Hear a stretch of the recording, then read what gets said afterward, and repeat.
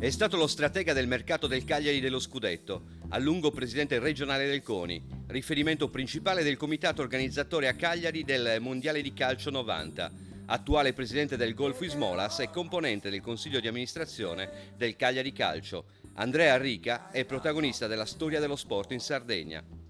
Ma io ho iniziato a interessarmi di calcio dai tempi universitari, cioè io ero presidente del CUS. Avevamo fatto una squadra, avevamo vinto il campionato regionale, eravamo andati allora in quarta serie, però non avevamo i soldi e avevamo regalato la squadra al Cagliari, che presidente era Dalmasso. E io, dopo quello, seguivo tutto il settore giovanile del Cagliari, poi sono sempre rimasto al Cagliari, io ho fatto sempre, come si chiama. Però il calcio, una vita, da 20 anni, 50-60 anni che mi occupo di calcio, perché è la mia passione, è la mia vita, ecco, è stata. Lo è ancora, sono ancora consigliere di amministrazione del Cagliari.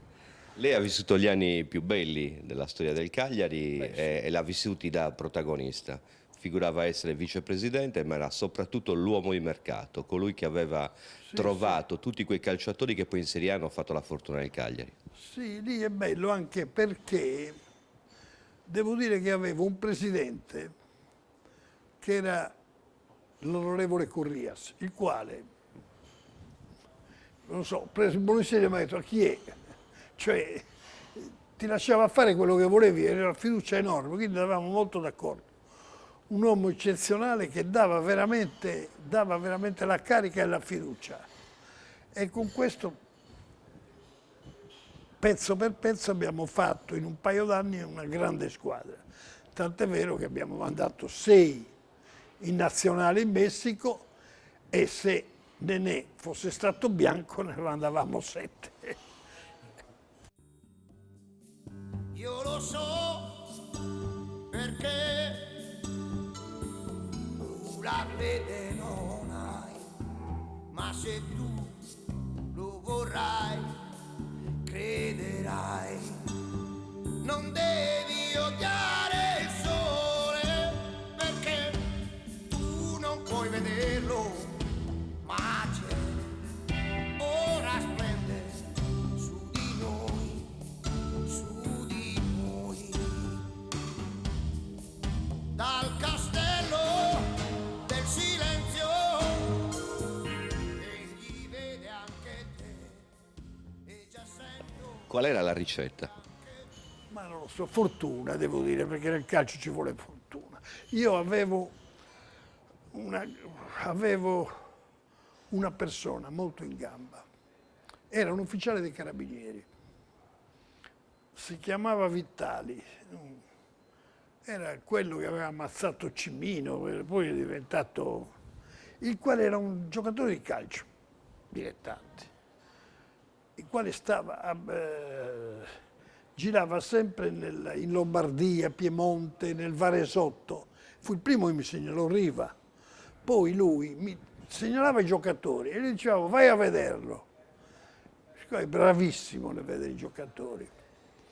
E poi noi mandavamo sempre un secondo per il confronto, anche un terzo.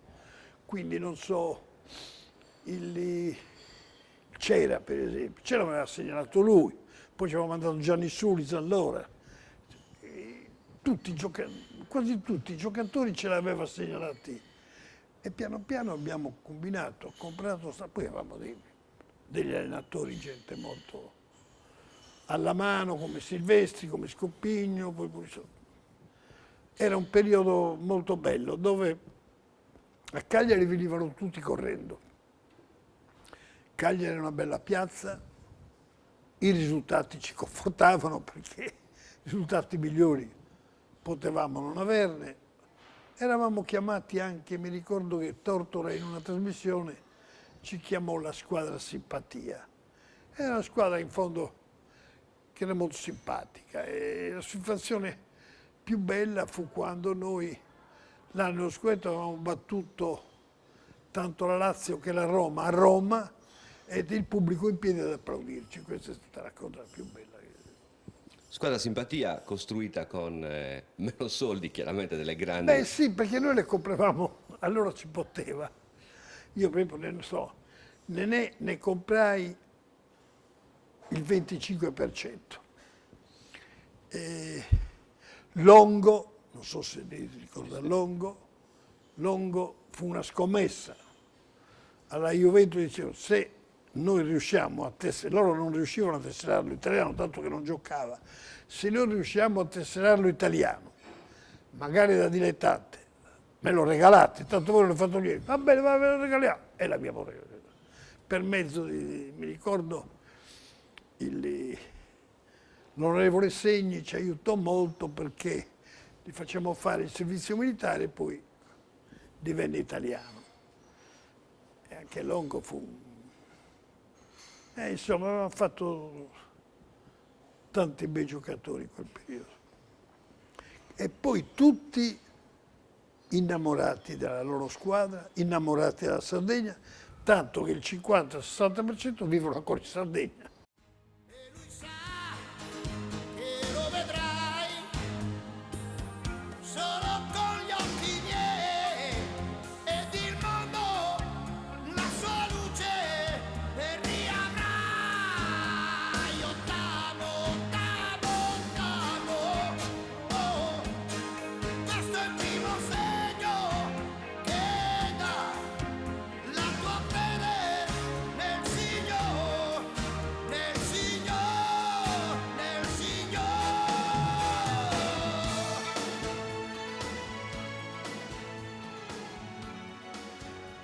Era legato solamente al fatto che il calcio non fosse un calcio ricco quanto oggi, soprattutto nei contratti. Beh, sai, il calcio era completamente diverso, anche perché non c'erano gli sponsor allora.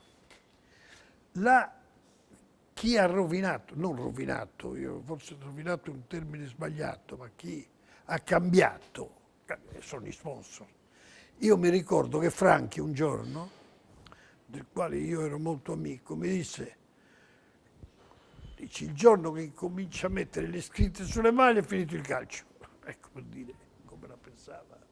E in fondo Gina aveva ragione di queste cose. Oggi è una cosa...